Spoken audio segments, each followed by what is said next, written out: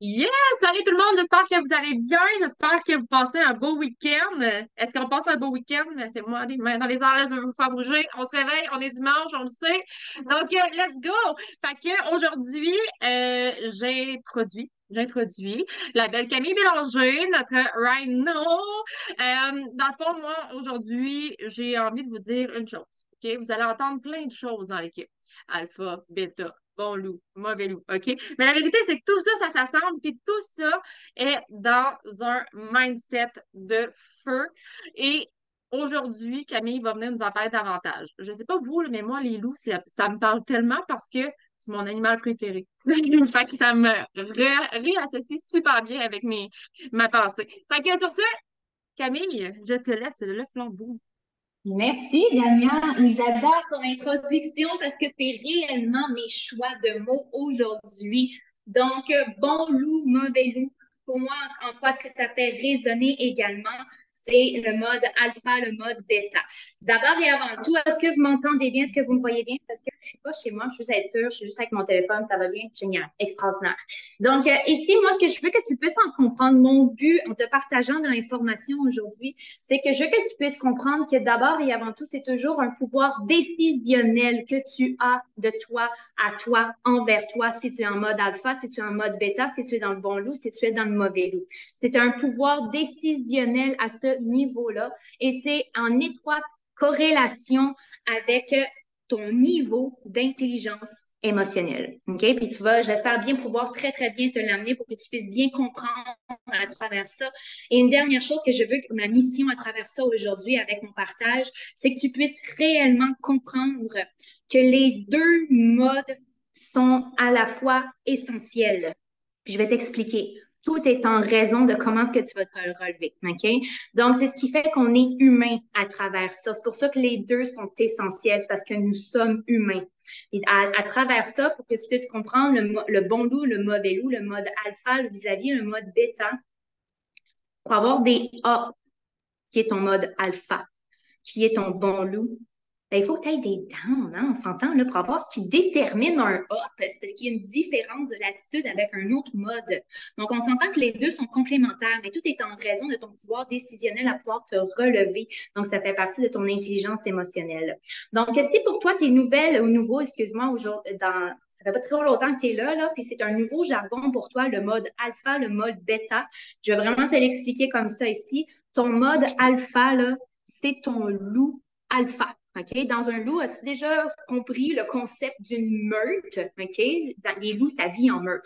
C'est très rare un loup solitaire. C'est sûrement un loup qui a été banni. OK?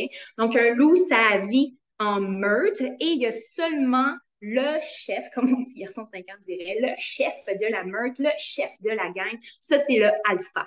OK? Et prenons exemple encore de mon petit garçon. C'est grâce à lui que je sais toutes ces informations-là. Pourquoi? Parce qu'il aime ça regarder des documentaires. Puis là, on est dans un mode de course avec mon enfant. Fait que quand il voit un documentaire, c'est une chasse. Les loups chassent le caribou. Il est très bien raide. Mais à travers ça, moi, j'apprends. Et à travers ça, on voit des loups qui suivent le chef, le alpha mâle de la tribu, du troupeau des loups. Puis c'est le mode alpha, OK? Ton mode alpha, c'est lui qui prend les décisions. C'est lui aussi qui va prendre les décisions les plus risquées. C'est lui qui va tout décider, mon choix de mots. C'est lui qui va tout décider. C'est lui qui va mener sa meute à réussir ou ne pas réussir. Et dans le documentaire qu'on a écouté, il y a comme quelqu'un qui a ou c'est moi, là, mais un micro qui est ouvert quelque part, j'ai l'impression. OK. Donc, à travers le documentaire que j'ai écouté, ce que la personne explique par rapport à la meute de loups, c'est que c'est le loup alpha qui décide, on va viser ce caribou. Et le caribou, s'il se promène, parce que le but, c'est il veut fuir les loups, il va à gauche, à droite, mais ça part du loup alpha qui va prendre la décision de est-ce que nous, on continue à suivre ce caribou à gauche, à droite, à gauche, à droite. Peut-être que s'il emprunte un chemin différent, mais c'est assez grand risque de peut-être de réussir ou non cette fameuse course finalement. Dans le documentaire, le loup ne réussit pas. Il a pris une mauvaise décision qui a eu un impact sur le reste de la meute. Ils n'ont pas été vainqueurs à cette chasse finalement. Fait que ton mode alpha, c'est lui qui prend toutes les décisions. Il est fort, il porte bien des choses sur ses épaules, mais il est capable de le porter. Il est surtout capable de assumer ses décisions. Est-ce que tu vois qu'est-ce que ça veut dire le mode alpha? C'est vraiment puissant quand tu es en mode alpha. Là, c'est là que tu as plein d'idées. C'est là que tu es en action. OK? Vis-à-vis ton mode bêta, lui, c'est un mode, plus que j'ai le goût de le dire de cette façon-là, dans un mode que tu es une victime. Ah, mais là, aujourd'hui, ça fonctionne pas parce qu'il pleut, puis là, j'ai pas réussi parce qu'elle n'aime pas accepter mon lien, puis nanana. Puis tu mets toute la faute sur les autres personnes. Tu es dans un mode où est-ce que tu es vraiment plus basse, une fréquence très, très basse. Puis dépendamment j'allais dire en anglais, mais dépendamment à quelle profondeur que tu es rendu dans ce mode bêta-là, là, tu n'es vraiment pas attirante. Tu es à l'opposé du attract. Okay? Est-ce que tu vois que dans ta vie, dans ta journée, tu vois que tu passes d'un alpha à bêta, puis que malheureusement, il y en a qui restent beaucoup trop longtemps dans un bêta.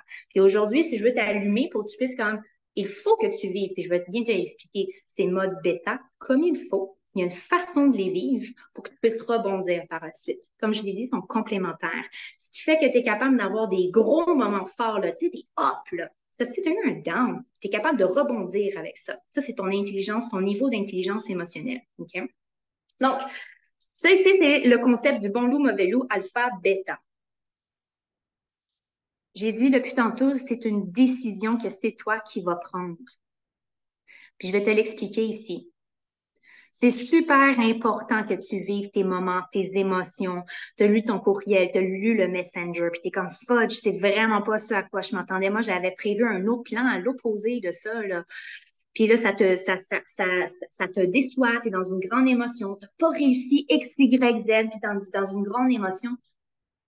Il faut que tu la vives, cette émotion-là. Parce que si tu refoules cette émotion, est-ce que tu sais qu'est-ce que ça fait quand tu refoules tes émotions? Il y a plein des bobos qui sortent de ça. Puis tu règles jamais tes histoires, puis tes bébés, ils ressortent vraiment plus fort, plus loin, à quelque part dans ta vie. OK? Fait que c'est hyper important et primordial que tu vois cette émotion, que tu lui permettes d'exister, que tu lui permettes de la vivre, que tu la reconnais. Est-ce que tu vas appeler quelqu'un pour t'aider? Je te souhaite vraiment que tu puisses faire ça aussi. Mais vis là, est-ce que tu veux crier? Est-ce que tu veux pleurer? Est-ce que tu veux écouter une musique qui fait en sorte que tu vas pouvoir vivre pleinement cette émotion? Peu importe, mais vis là. Maintenant, il y en a beaucoup qui vont faire OK, moi, je vais la vivre. Mais si tu la vis pendant 3 jours, ton niveau d'intelligence émotionnelle est vraiment bas. Si tu la vis pendant des semaines, on est vraiment loin. Qui sont ici les personnes qui sont allées au Kentucky cette année en juin 2023? Yay! Là, j'espère que je vais bien prononcer son nom, là. Joseph McClellan III. Bref, l'espèce de monsieur extraordinairement beaucoup trop en forme pour son âge de 70-75 ans, vraiment extraordinaire sur scène, puis une belle personne extraordinaire que moi j'ai vue. Je fais comme, mon Dieu, c'est fou! McClellan III, yes, Joseph, il a un podcast en plus vraiment extraordinaire. Allez l'écouter. Je vous raconte son histoire parce que ça arrive à tout le monde. Il faut que tout le monde puisse avoir des up and down, même les grands de ce monde qui nous apprennent à nous remonter de nos downs. Lui aussi, il vit des moments difficiles. Okay? Ces personnes vivent aussi des moments et c'est la façon que tu vas vivre ce moment, que tu vas te relever. C'est ça qui, pour moi, distingue d'une vraie personne, d'un caractère alpha. OK? C'est pas quelqu'un qui refoule ses émotions. Est-ce que tu comprends cette partie que c'est important de les vivre? Mais c'est comment tu t'en sors par la suite, à la vitesse à laquelle que tu t'en sors. Tu as pleinement vécu ça, puis tu t'en sors rapidement. Ça, pour moi, c'est une très grande capacité d'adaptation intelligente d'adaptation sur ta capacité d'intelligence émotionnelle. Il nous raconte une histoire, je ne sais pas à la date de quand cette histoire, mais c'est un monsieur qui a une maison, sa première demeure est sur la côte ouest des États-Unis, genre Californie, quelque chose de même. Okay? Et là, il donne une conférence sur la côte est, si je me trompe pas, c'était genre à Miami, en Floride. Bref, OK? À l'opposé de sa maison, il est vraiment sur les côtes opposées. Et dans quelques heures, il va donner une conférence. Puis c'est le type de conférence qu'il faut qu'il soit à 300 000 à l'heure à son niveau d'énergie et d'attitude parce qu'il faut qu'il élève l'énergie de genre 1000, 2000 personnes dans la salle. C'est ce qu'on manque d'énergie que ça prend pour élever l'énergie de 2000 personnes. Tu sais combien d'énergie que ça prend pour élever l'énergie d'une seule personne. As-tu déjà essayé de cheer up ton chum qui est vraiment de bonne humeur aujourd'hui, de mauvaise humeur aujourd'hui? As-tu déjà essayé de cheer up tes enfants parce qu'ils sont dans un mode vraiment bou-bou-bou? Ça t'en prend de l'énergie, hein? Mais lui, il faut qu'il élève l'énergie de 2000 personnes. OK? Fait qu'on s'entend, il faut son énergie, il faut qu'il n'y ait aucune atteinte, il faut qu'il n'y ait aucune résistance, puis il va livrer la marchandise. C'est ça sa conférence, OK? En résumé. Et il reçoit quelques heures avant de rentrer sur scène, d'être une bête de scène, il reçoit un appel de la police. Je te rappelle, il est genre, mettons, en Floride, puis lui, il habite genre, mettons, en Californie. Tu comprends que géographiquement, là, ça prend genre 4 heures d'avion, 5 heures d'avion pour voyager, tout ça. Il reçoit un appel de la police pour lui dire, Monsieur McLeod, excusez, McLeod, ben, il y a du monde qui sont venus cambrioler votre maison. Donc, on est chez vous, puis on constate qu'il y a une infraction, puis McLeod, merci, je sais pas comment dire ça, McLeod, il y a une infraction, puis tout ça, il y a beaucoup d'objets de valeur qui ont été volés, voleurs monétaires. Okay? Puis c'est une personne qui fait une couple de millions par année. Fait que, parfait. Lui, il est au téléphone, puis il est comme, c'est vraiment pas le fun à entendre, mais comme, tu sais quoi?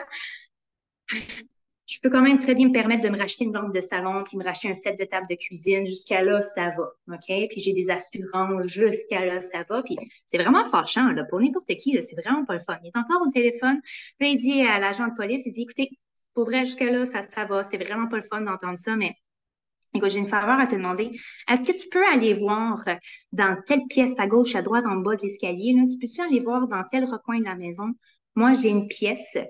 Il avait une pièce où est-ce qu'il y avait énormément d'objets de valeur sentimentale pour lui. Tu sais, là, l'espèce de chose, c'est genre, peut-être que c'est une boîte de Kleenex qui me coûte 25 sous, mais pour lui, ça avait une valeur sentimentale. Tu peux pas racheter une valeur sentimentale, peu importe si tu as 3, 4, 5, 6 millions qui rentrent par mois dans ton compte en banque. Tu comprends ça? Et l'agent de police, il dit oui, tout a été vandalisé. Il n'y a rien, il n'y a plus rien dans la maison. Et ça l'envahit, Joseph. Je vais l'appeler Joseph, c'est facile à dire. Ça l'envahit Joseph. Il dit ça, là, que je m'en fous de tous les autres millions qui ont été pris de ma maison, mais ces objets de valeur, là, oh, ça l'atteint, là, mais profondément, là, profondément, là. Il raccroche tout de suite là, à l'agent de police.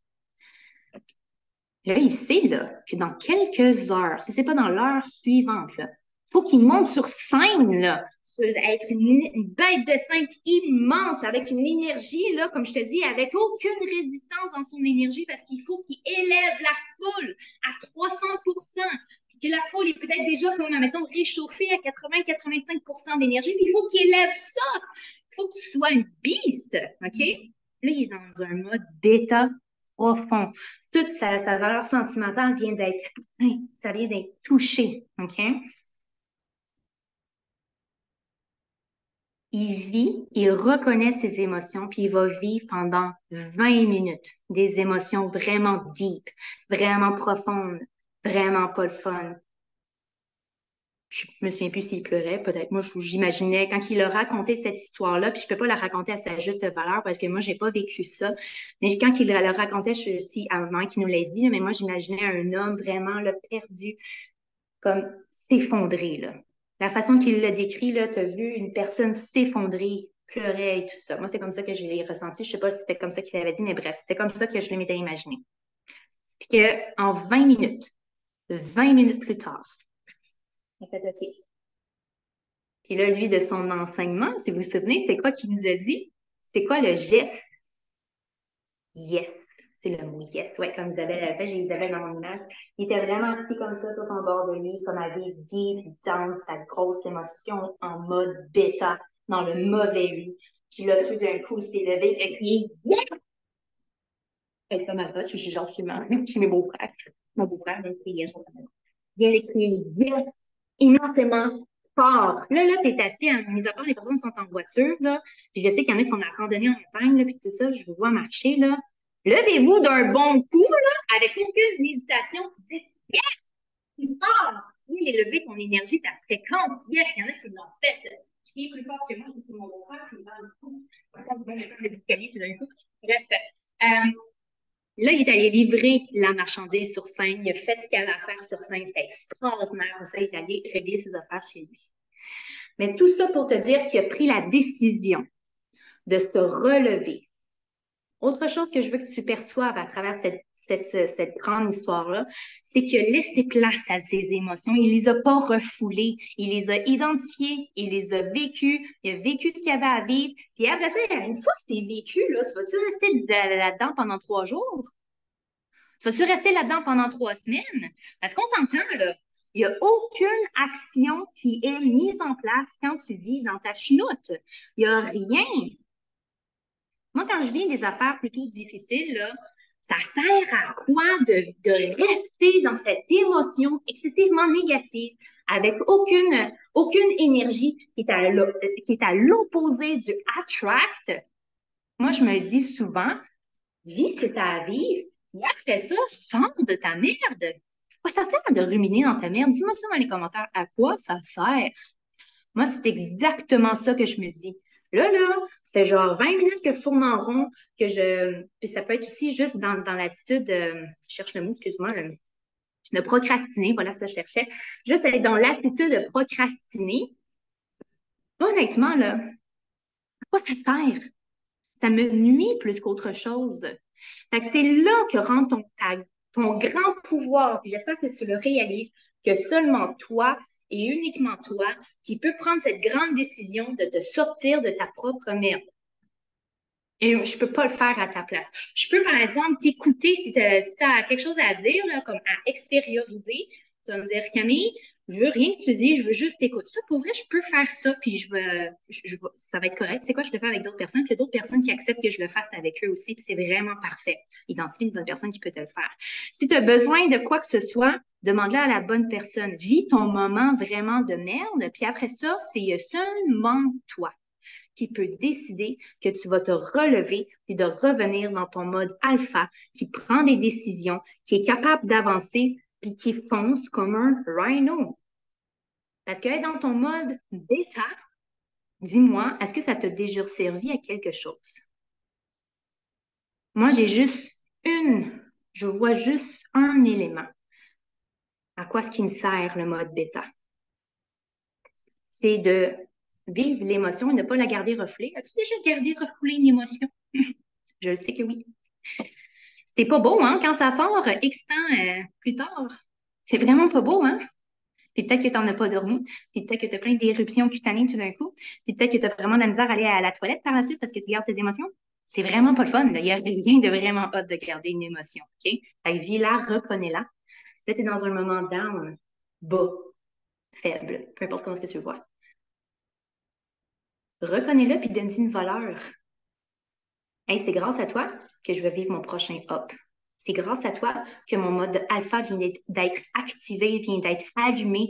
Puis on a un super bel exemple aujourd'hui. Dania, c'est une des personnes là, qui vit, que moi, à chaque fois, là, elle est comme Chris! Check-moi bien, par exemple, après. Mais c'est ça qu'on voit, là, un grand moment up, là. OK? Moi, c'est Dania puis Mélissa Parisé aussi, là. Chris! Up! Tu peux pas avoir de up si tu n'identifies pas, si tu n'es pas en train de reconnaître que tu es dans un moment down. Puis certaines personnes ont même de la difficulté à reconnaître qu'ils sont dans un moment down. Vis-les tes émotions, ouvre-toi à toi-même, parce qu'il y a juste toi qui peux faire avancer la machine.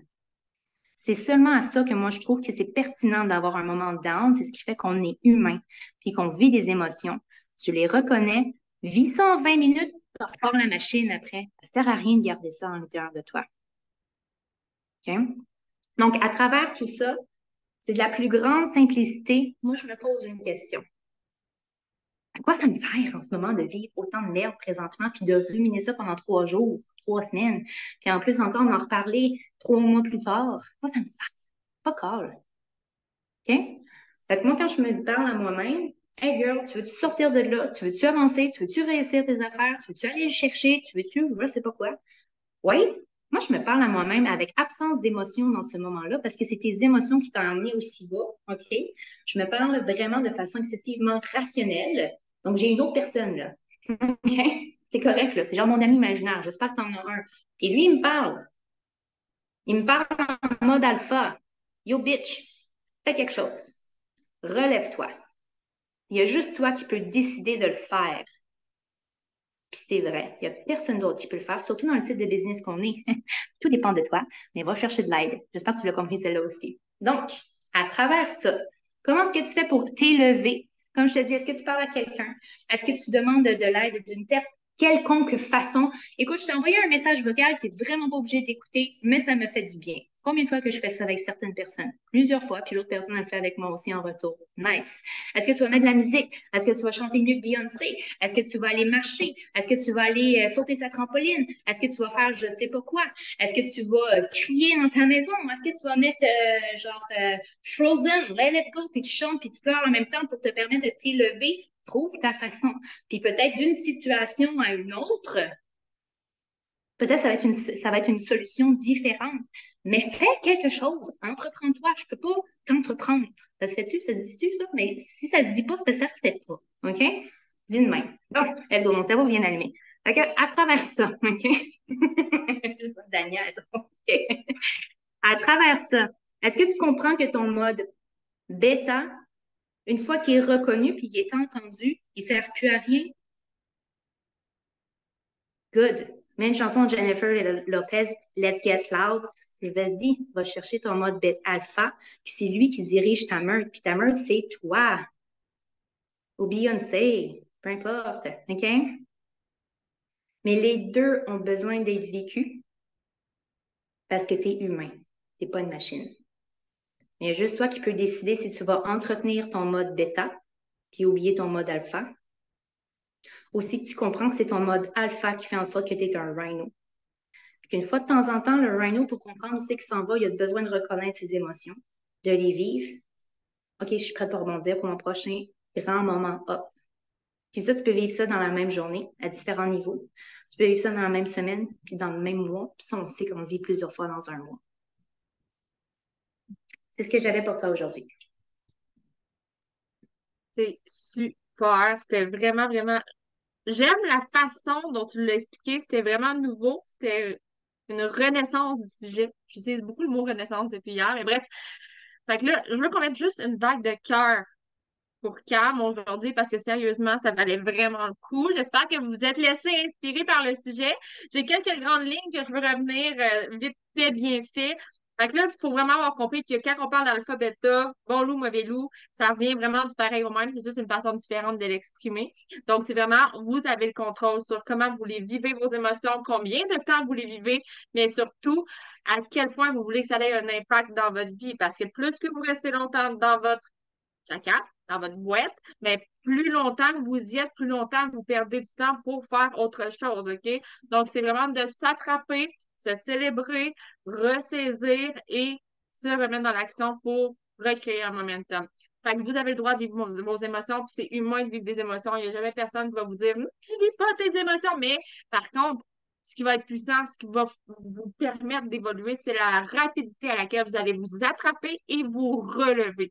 Donc, c'est vraiment ça, en gros, le résumé, on va se le dire. C'est super simple, mais surtout super puissant. Puis j'ai aimé que tu aies apporté l'histoire de Joseph McClendon. Puis des histoires comme ça, dans les événements, on en entend plein. C'est vraiment inspirant. Fait que célébrez-vous. Célébrez-vous. C'est toutes des petites victoires, puis ça vaut vraiment le coup pour s'élever. Fait que Cam, je te redonne le micro parce que tu n'as pas donné ton call to action. Puis après ça, on va arrêter l'enregistrement et on va faire la période de questions. Mon call to action, je voudrais que tu puisses être vraiment honnête avec toi puis que tu sortes de tes émotions en 20 minutes, mais ça, seul t'appartient. Ça t'appartient à ce moment-là. Mais Joseph McLeod, qui le fait? Moi-même, je m'inclus dans cette question. Qui le fait quand on vit un mauvais moment là, de se lever puis je replace? Moi, j'ai énormément évolué depuis que je mets certaines actions en place. Je parle à quelqu'un, je vais mettre Let It Go, parce que moi, les paroles sont vraiment très puissantes. Tu sais, Let It Go Frozen, hein? Moi, je les trouve vraiment puissantes pour moi, mais bref, je suis capable de me sortir de là. Maintenant, à travers ça, ton call to action, excuse-moi, ton call to action, j'aimerais ça que tu puisses vraiment bien l'identifier. Qu'est-ce que tu vas faire la prochaine fois que tu fais dans un moment de merde, puis que soit que tu le dis en stories ou que tu l'écris. Pas obligé de faire un live, c'est correct. Mais moi, je trouve ça intéressant que tu puisses le partager en stories ou que tu l'écris. Pour quelqu'un que tu vas, mais que tu m'appelleras, oui, c'est ça. Pour quelqu'un que tu vas en vivre un, que tu sois vraiment honnête avec toi-même et ton public, vous dire, tu sais, là, il y a 2 jours, je t'ai dit que j'allais faire ça pour m'aider à me sortir de ma merde. Présentement, je suis dans ma merde. Fait que de moi 20 minutes, je te reviens en pleine forme. Comme et toi.